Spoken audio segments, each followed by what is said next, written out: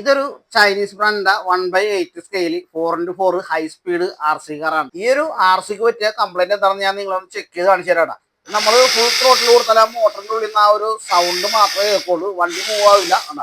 ഇങ്ങനെ പതുക്കെ ഇങ്ങനെ എഴുതി കഴിഞ്ഞാൽ വരുള്ളൂ. അപ്പൊ നമുക്ക് ഇതിന്റെ ഗിയർ ബോക്സ് വലിച്ചിട്ട് എന്താ കംപ്ലൈന്റ് പറ്റിയേക്കണെന്ന് നമുക്കൊന്ന് ചെക്ക് ചെയ്ത് നോക്കാം.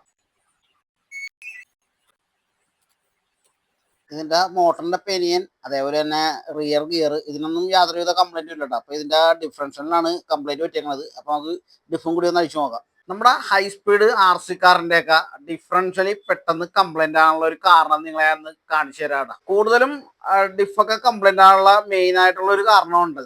എന്ന് വെച്ചാൽ നമ്മൾ പുറത്തൊക്കെ ഇട്ട് ഓടിക്കാൻ നിർത്തി ഇതിനകത്ത് പുല്ലി അതേപോലെ തന്നെ ചരട് ഇതൊക്കെ ഈ വീലിന്റെ ഗ്യാപ്പിൽ ഇങ്ങനെ ചുറ്റിയിരിക്കും. അങ്ങനെ വീല് സ്റ്റക്കാവും. സ്റ്റക്കായി കഴിയുമ്പോൾ ഡിഫിന് കൂടുതൽ ലോഡ് വരും. അങ്ങനെയാണ് കൂടുതലും ഡിഫൊക്കെ കംപ്ലൈന്റ് ആവുന്നത്. ഇടക്ക് നമ്മൾ ഇതൊന്ന് വീലൊന്ന് അഴിച്ച് ഈ ചരടൊക്കെ ഒന്ന് ക്ലീൻ ചെയ്തിട്ട് കഴിഞ്ഞാൽ നമുക്ക് ഒരുപാട് നാള് ഡിഫൊന്നും കംപ്ലൈന്റ് ഇല്ലാണ്ട് വണ്ടി യൂസ് ചെയ്യാൻ പറ്റും. അപ്പൊ അതൊക്കെ ഒന്ന് പ്രത്യേകം ഒന്ന് എല്ലാവരും ഒന്ന് ശ്രദ്ധിച്ചു കഴിഞ്ഞാൽ അടിപൊളിയായിരിക്കും കേട്ടോ. ഇപ്പൊ ഞാൻ ഈ ഒരു വണ്ടിയുടെ വൺ സൈഡിലെ വീലഴിച്ചപ്പോ കണ്ടതാണ്. അത് നോക്കിയേ, കണ്ടാ എന്തോരം നോക്കിയ മുടിയുണ്ട്, പുല്ലുണ്ട്, ചരടുണ്ട്. ഇങ്ങനെയൊക്കെ തന്നെ ഇരുന്നാൽ പെട്ടെന്ന് ഡിഫ് കംപ്ലൈന്റ് ആവും. അപ്പൊ ഇതൊക്കെ ഒന്ന് അഴിച്ച് ക്ലീൻ ചെയ്യാനായിട്ട് അധികം നേരമൊന്നും വേണ്ട. നമുക്കൊരു 10-20 മിനിറ്റ് ഉണ്ടെങ്കിൽ 4 വീലൊക്കെ ഒന്ന് അഴിച്ച് ഒന്ന് ക്ലീൻ ചെയ്ത് കഴിഞ്ഞാൽ നമുക്ക് ഇത്രയും ഡിഫൊക്കെ കംപ്ലൈന്റ് ആയി പൈസയും കാര്യങ്ങളൊക്കെ അധികം മുടക്കേണ്ടി വരില്ല.